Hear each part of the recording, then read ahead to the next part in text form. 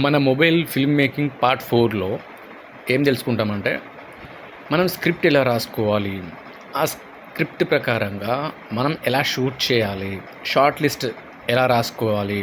Next మనం చేయబోయేది part 5లో ప్రాక్టికల్గా మనం ఎలా షూట్ చేయొచ్చు, దాంట్లో డిఫరెంట్ షార్ట్స్ ఏ విధంగా కంపోజ్ చేసుకోవాలి, ఎస్టాబ్లిష్ షాట్ అంటే ఏంటి, మీడియం షాట్ అంటే ఏంటి, టైట్ అంటే ఏంటి, క్లోజప్ అంటే ఏంటి, ఎక్స్ట్రీమ్ క్లోజప్ అంటే ఏంటి, ఎక్స్ట్రీమ్ వైడ్, ఇట్లాంటి అన్ని రకాలు ఉంటాయి. మనం వీటి గురించి మనం పార్ట్ 5లో తెలుసుకుంటాం. ఇక్కడ ఏంటంటే మనం ఇక్కడ తెలుసుకోవాల్సింది పర్టికులర్గా మన కన్ఫ్యూజన్, ఏం షూట్ చేయాలి అని ఇది ఉంటుంది. అప్పుడు ఏం చేయాలంటే నీ సబ్జెక్ట్ అనేది నీకు తెలియదు అన్నమాట, అర్థం కాదు. మన సబ్జెక్ట్ ఏంటంటే ఒక చెట్టు తీసుకో, ఒక ఫ్లవర్ తీసుకో, ఒక పిల్లిని తీసుకో, ఒక బిల్డింగ్ తీసుకో, నీ ఇష్టం ఏదైనా తీసుకో.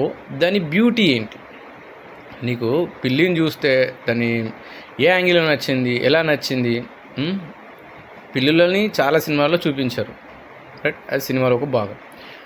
పక్షుల్ని, చెట్లని, పూలని, మనుషుల్ని, ఏదైనా మీకు ఈజీగా ఉండడానికి ఒక సినిమాలోని ఒక సినిమాలోని వాళ్ళు ఎలా కంపోజ్ చేశారు అనేదాన్ని అబ్జర్వ్ చేయండి.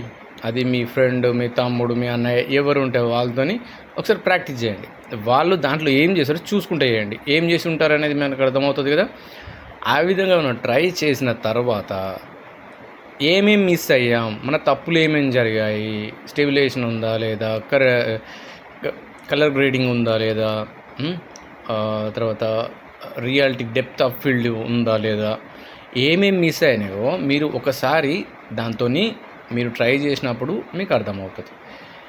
పార్ట్ 5లో నేను మీకు అదే చెప్పబోతున్నాను. దానికన్నా మనం ఏం షూట్ చేద్దాం అనుకుంటున్నాం అనే దాంట్లో అసలు కన్ఫ్యూజన్ ఉండకూడదు. నువ్వు 5 షాట్లు కంపోజ్ చేయ, ఆ 5 షాట్లకు సరిపడే స్క్రిప్ట్ మాత్రమే తీసుకో. కన్ఫ్యూజన్ అవసరం లేదు, ఈజీగా ఫినిష్ చేయి, రైట్. ఎవరికి బోర్ కొట్టకూడదని చిన్న పార్ట్స్ని చెప్తున్నా. మనం పార్ట్ 5లో కలుసుకుందాం. బాయ్.